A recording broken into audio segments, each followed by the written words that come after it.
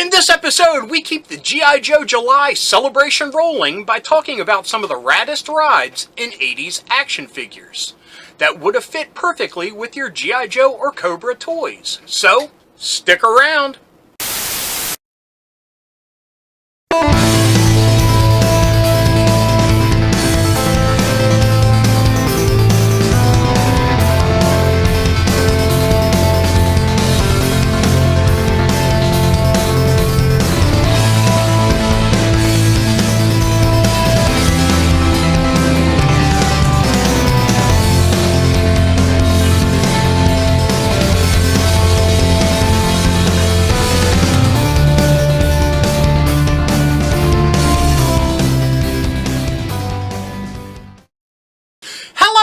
Dorks and Dorkettes, and welcome to Nostalgia Syndrome. My name is Rob, and in this episode we will be talking about more of the raddest rides in 80s action figures. Okay, before we get started, let me apologize for the special effects snafu of me having holes through myself. That is because, well, let me take down the green screen. Okay, as you can see, some of the members of G.I. Joe on my t-shirt are wearing green, and the green screen special effects, woohoo, pick that up. So there's probably holes where, you know, Duke is, Lady J is, Stalker, Rock and Roll, Flash.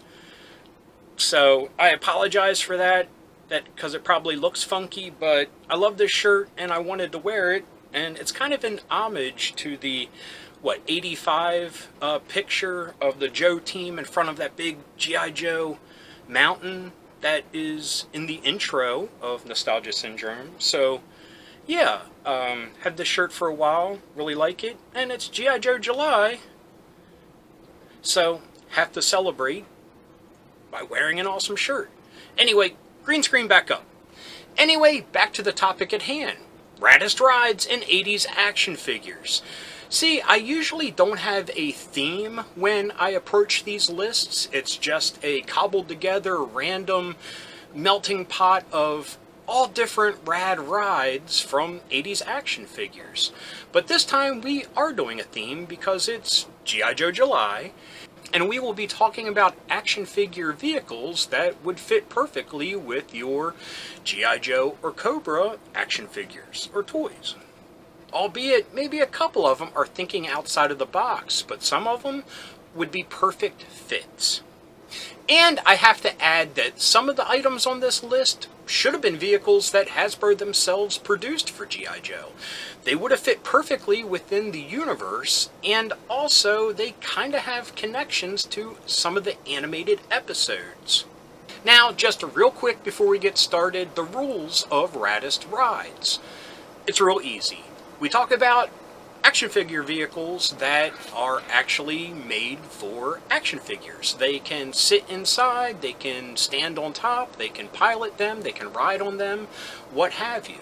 Another rule is we do not talk about the toys that I deem as vehicle toys, like Mask or Steel Monsters or the like, because those toys kind of have a focus on vehicle first. Now, those type of toys will get their heyday one day. I mean, I've actually talked about Steel Monsters recently, but Mask is a grail topic for me, and believe me, I plan on pulling out all the stops to talk about the Mask toy line because it is definitely one of my favorites. Anyway, with that silliness out of the way, let's get to number one. Now, this rad ride comes from a toy line that we talked about in one of the Plastic Ghost episodes, and that is General Patch. I talked about the General Patch action figure line in Plastic Ghost's Military Toys number 1. Now, these were released by Galoob in 1982, and it's a very hazy time period, if you will, because G.I. Joe was also released in 1982, and this is one of those scenarios where my imagination is telling me that it's corporate espionage and spying, that Galoob was able to jump on the G.I. Joe bandwagon as soon as it left the gate. Now anyway, the General Patch action figures emulate G.I. Joe action figures to a T. They have the same mold, the same articulation, and pretty much the same detailing work. The one thing they did excel in was this vehicle, the Anti-Infiltration Patrol Boat. Now, what makes this boat stand above some of the G.I. Joe boats? It actually worked in water. It was battery operated, and it had movable rudders that once you turn it on, it would, patrol around the water. Now, we know that there are a ton of G.I. Joe boats that were released, believe me, not in '82, but released in the future of the Joe line that unfortunately wouldn't hold water. In the commercials, they showed us zipping around in their backyard makeshift rivers and streams that would probably infuriate, parents that they're digging up the yard.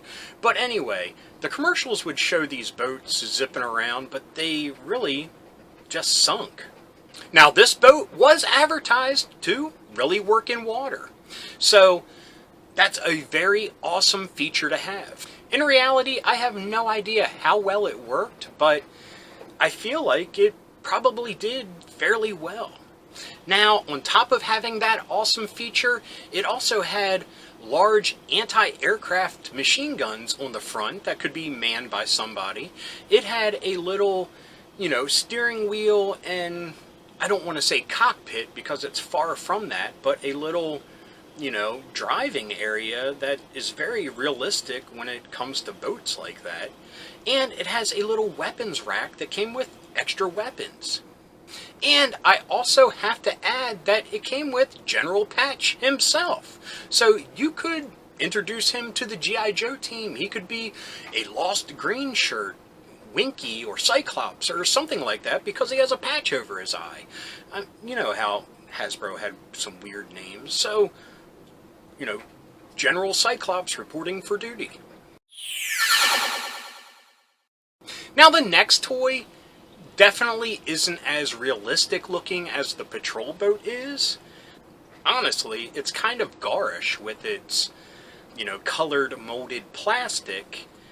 It looks more like a Fisher-Price toy, but it kind of would fit perfectly within the G.I. Joe universe. Now, this toy was released by Tonka in 1983, and it was for the Fall Guy toy line. Yes, that Fall Guy, the awesome TV show starring Lee Majors as Colt Seavers. Famed Hollywood stunt actor that is also a crime fighter in his off time. Don't ask. It was the 80s. It was cool. This old-fashioned biplane actually fits perfectly within the G.I. Joe universe. We'll talk about that in a second, but first I want to talk about the features and accessories that this biplane came with. First, it came with a streamer that you could attach to the back of the plane, and, it flies and has an advertisement. Kind of like those things, at the beach, that fly around and advertise, free margarita night or whatever. Anyway, this says Fall Guy Air Show. Kind of apropos. It also comes with a ladder, and it has features that you could put your little Colt Seavers figure on top, like he's standing on the wings like those old-fashioned, plane stunt shows. Now, the plane itself only has one cockpit, and it comes with a Colt Seavers action figure that's very akin to the old Adventure People figures that Kenner released. So I don't think Colt is a good match with joining up with G.I. Joe, but, it's kind of cool to have a Colt Seavers action figure nonetheless. Now, I did mention that this looks, very akin to something in the Fisher-Price toy line. And that's probably because Kenner owned all of it. Owned Tonka, owned Fisher-Price. So this biplane probably was a byproduct of another toy line. Now, I don't know 100% if that's true, but my intuition is telling me that it probably was. Just for the simple fact that Colt is posed and made just like those Adventure People figures that I mentioned. Now, the only thing that hurts this, other than how it looks, is all the Fall Guy advertisements all over it. I mean, albeit they are cool looking, you know, that cool eagle design that he had on the front of his truck is on the plane, which, that's pretty cool. I mean, you could say it's, you know, an offshoot of the Sky Striker battalion or something. I don't know. Now, how this ties into the G.I. Joe universe is pretty simple. I can think of 2 specific episodes of the G.I. Joe cartoon that actually had biplanes in it. First is an episode that we talked about recently, The Germ. In that episode, we had Ace jump into a biplane and try to crop dust the evil blob-like germ that was going across the countryside, and unfortunately the poisons that he used on it were expelled back at him and poisoned him, and he crashed. Okay, the biplane wasn't in it that long, but it was still pretty cool. I mean, Ace himself was piloting it, and like I said, it still fits within the universe. Now, the second episode that I can think about off the top of my head, of course, I cannot remember the episode's title, but it's the episode where COBRA got a gypsy to raise, was it 3 different ghosts from 3 different timelines? Well, one of those ghosts was a World War I fighter pilot, if they were called fighters back then. Anyway, the guy piloted a ghost biplane around and shot ghost bullets at the G.I. Joe team until he came to his senses and realized that COBRA were the bad guys and G.I. Joe were the good guys, and the ghosts teamed up with G.I. Joe and beat COBRA, and they were laid to rest at the end of the episode. But again, if you wanted to reenact that episode by pretending it's a ghost plane and putting, you know, a ghost pilot in it, you could do that. Now, our next radical ride is one of the ones that I said is kind of thinking outside of the box. But allow me to paint a picture for you.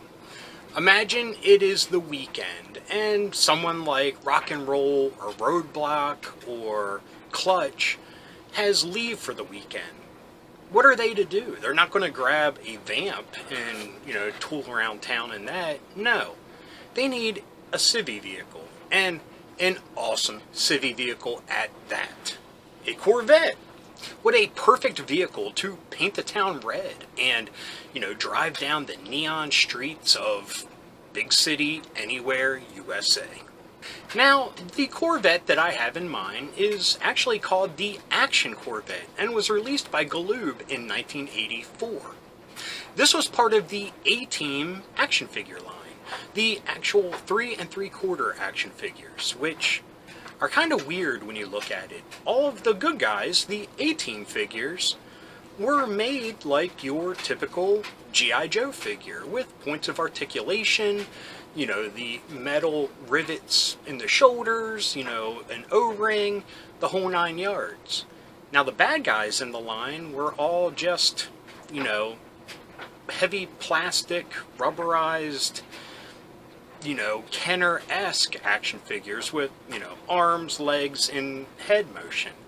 It's kind of weird how that worked out, but I guess it fits, you know, because the A-Team are the good guys. They should be more action-ready. Now, the Corvette was very simple. It has no bells or whistles. It's just a Corvette. It has, you know, 2 seats, so Roadblock and Rock and Roll could tool around town, impress the ladies, and drive back to base on Sunday morning.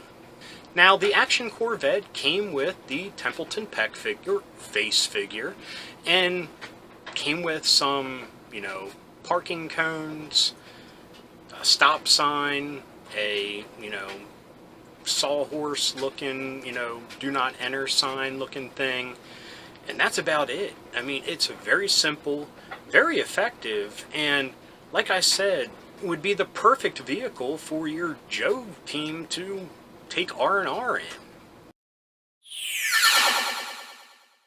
Now, our next vehicle actually isn't a vehicle at all, but it can get you where you're going. It is an Arabian Horse that was released by Kenner in 1983 under the Raiders of the Lost Ark banner. Now, to be honest, I am really surprised looking back at it that there were no horses in the G.I. Joe line. Yes, I know it's kind of silly, but real life military uses horses, albeit for more of a pageantry or, for parades. But they're still there. I mean, they're still commissioned as a military entity in one way, shape, or form. So it would have been cool to get a horse in the G.I. Joe line. Now, the Kenner Arabian Horse doesn't really have any, crazy articulation. It just moves at the shoulders and at the rump, and doesn't have any knee articulation or anything fancy. It's just a nice white horse. I don't even think the neck moves in any way, but it comes with a saddle. I mean, in my mind, I can see, what about Dress Blues Gung Ho riding one with his sword? That would look pretty cool, if you're having a G.I. Joe parade. Or, I'm probably speaking way out of turn here, but for some reason I have a slight memory, albeit it could be wrong, of one of the episodes where COBRA shuts down electricity that the Joes have to use horses and things. I don't know if I'm right. I don't think I am, but that's a trope that we've seen in other things, so why not, envision that for your own G.I. Joe playtime. Again, like the Corvette, it's very simple, so there's not really that much to add. I mean, the Raiders of the Lost Ark toy line, I always wanted them. They will appear on a Toys I Wish I Had episode, because I remember seeing them in the stores and just wanting them so badly, because I loved Indiana Jones, and I loved Raiders of the Lost Ark as a kid. I still do. And was never able to get any of them. But looking through, doing some research, in my imagination, I think this horse would be perfect for G.I. Joe. Heck, even COBRA. I mean, have Serpentor riding a horse. I mean, he's more than accustomed with his past lives with riding horses and swinging a sword or an axe or something. I mean, that would be awesome. Just have him gallop across the battlefield attacking Joes and, leading the cavalry of his tanks or what have you. That sounds really awesome. And if I had it, that would be how I would be playing it. Now, our next toy comes from a military toy line that has roots in one of America's most popular and favorite TV shows, and that is the MASH Ambulance, released by TriStar in 1982. Again, that magical year of 1982, although these figures are more based on the Mego posable 3 3/4 figures that were really the origin point of all action figures of that scale with that kind of articulation. Now, I don't know much about TriStar, but I do know a lot about MASH. I love the show. It was a show that, while growing up, it was something that my father and I bonded over. He loved the show. He loved Alan Alda, and yeah, we talked at great lengths about different episodes and different, adventures and scenarios that the characters went through. Anyway, this ambulance, like some of the other things on this list, is very simple. From what I can see, because, it's definitely out there on the interwebs, but I can't really get a good grip on what it had going for it. But from looking at some of the pictures, I believe it had, doors that could open, the driver and passenger doors. The doors on the back opened up, but I don't know if it came with any gurneys or not. And I can't really tell if the hood opens. It kind of looks like it's molded that way, but I can't be sure. Now, speaking of gurneys, even if it doesn't come with one, a character like Doc had one. So you could have Doc or Lifeline driving this vehicle around, throw an injured Joe in the back, and take them to a Dragonfly ready to airlift them out. Or, not to jump ahead any, you could get one of the MASH helicopters, which came with the, airlifting gurneys for the sides of it. But we'll talk about that another day. That's another rad vehicle. But yeah, I look at something like this, and all I can see is why can't Doc or Lifeline have any fun? Give them a vehicle. I mean, again, G.I. Joe, somewhat with a foundation in reality. Of course, it kind of, branched off from that, but why not an ambulance? That was something we never saw in the toy line. We definitely had doctor characters. Give them a ride. They deserve to, drive around and be cool, arm out the window, honking at the ladies. I mean, why not? It would have been awesome. It's a perfect addition to your G.I. Joe motor pool. Now, I usually end these lists at 5, but the more I was talking about, what could be within the G.I. Joe universe, and, being very G.I. Joe heavy with these selections, I thought of something that could be perfect for COBRA. Now, hear me out. This is another one that requires a little out-of-the-box thinking. So, don't shoot me when I say this. Just hear me out when I get to my explanation. But the vehicle in question is Boss Hogg's Caddy from the Dukes of Hazzard toy line released by Mego in 1981. Now, how do I envision this pretty simplistic white convertible caddy? As a motorcade vehicle for COBRA as they're going down the streets of Springfield having a parade and, drumming up business for recruits for COBRA. I know, kind of silly, but imagine if you could customize this to have like COBRA insignia flags off the front, like a presidential vehicle, and maybe do a little bit more detailing like on the seats, kind of paint them black or something, and kind of remove the, Boss Hogg, Sorrel book sticker on the side of it. But, all that being said, I can see, some COBRA officers driving it, COBRA commander in the back, waving at his faithful Springfield denizens, and maybe Destro sitting to the side like, "Bah!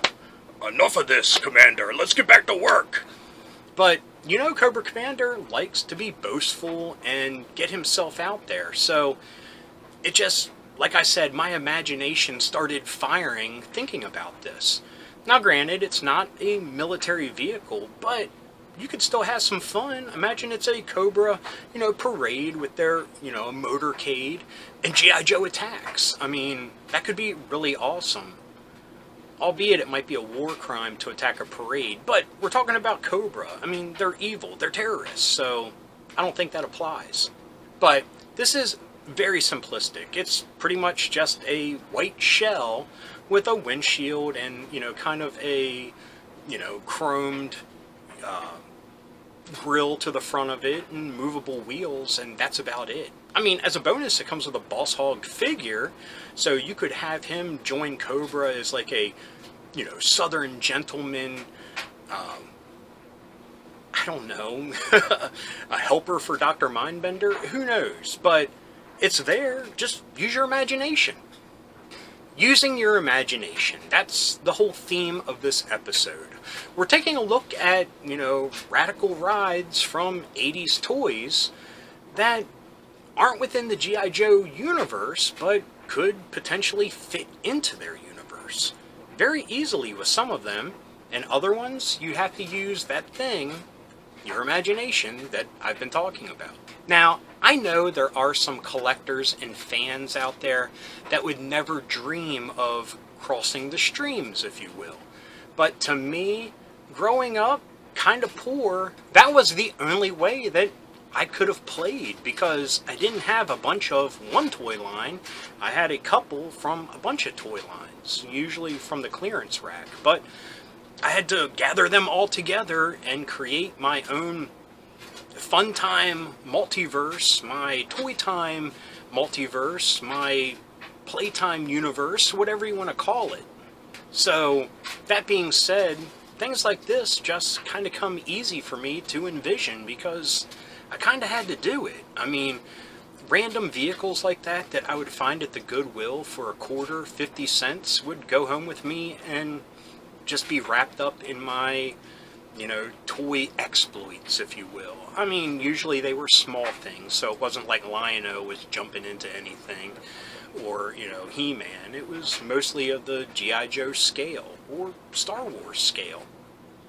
There were a lot of generic spaceships and things like that released at the time, with, Star Wars and Buck Rogers and things like that, so those, really cheap generic spaceships or robots, yeah, they were part of my multiverse of fun, if you will. Anyway, I hope you enjoyed this episode. If you did, please give me a thumbs up. If you got something to say, please leave a comment. I love reading them, and I love getting back to everybody. And if you're new around here and you enjoyed this or any of the episodes that YouTube is recommending down here, please hit subscribe. And if you hit that little bell icon, you will be notified whenever there's a new episode. So anyway, until next time, thanks for watching. Keep being rad and stay dorky.